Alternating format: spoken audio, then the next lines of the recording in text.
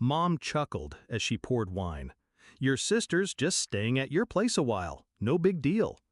Dad added, half laughing, Yeah, she said you offered. I stood, calm, controlled. Funny, I said, placing my glass down, I haven't lived there for 6 weeks. The silence after that? Thick, heavy, like the room forgot how to breathe. Mom's hand froze mid-air. Her voice cracked. Wait, then where exactly have you been staying? You ever realize you're the backup plan in your own family? It started with, she just needs a place for a few days. I agreed. Why wouldn't I? She was my sister. But when I came back from a short work trip, my spare key didn't work. My name was still on the lease, the utilities in my name, but the lock changed. I called. No answer. Then came the gaslighting. She said you told her she could stay. You're always so busy with work. She's family. I kept my tone level, didn't argue, didn't plead. I just said, okay, and left. I moved into a hotel for the first week, used my emergency savings, then an extended stay apartment, month to month. Sparse furniture, one lamp, no distractions. It became the headquarters for my quiet war.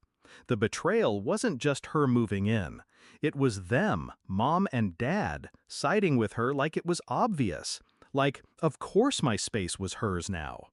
She used my clothes, my kitchenware. She posted selfies on my couch, tagged the location, smiled like a thief. I watched everything. Then I started watching deeper.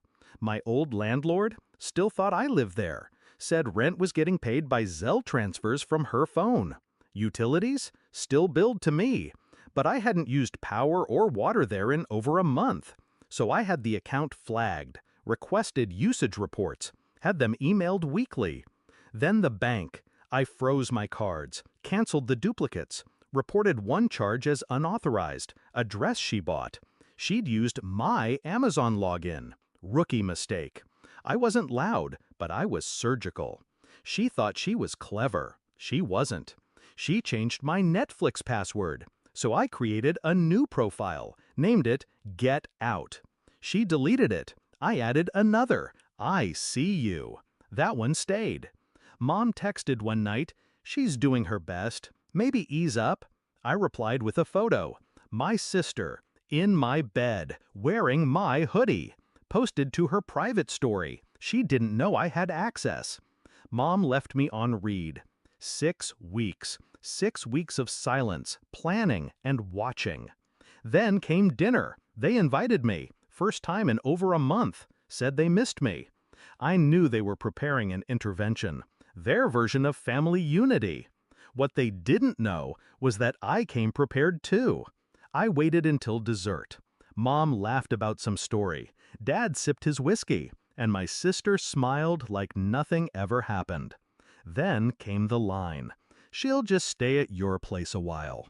I stood, voice steady. Funny, I haven't lived there for 6 weeks. The room froze. Mom blinked. Dad set his glass down. Mom's voice trembled. Wait, then where exactly have you been staying? I pulled out my phone. Airplayed the screen to their TV. Slide 1, utility usage. 0 water or power from my name. Slide 2, rent receipts, paid via her phone, not mine. Slide 3, photo of her in my hoodie, in my bed. Then the final slide, a copy of the eviction notice, issued that morning, to her. I spoke to the landlord, I said, explained everything. Turns out changing locks without the leaseholder's consent is a breach. She has 72 hours. My sister's mouth opened. Nothing came out.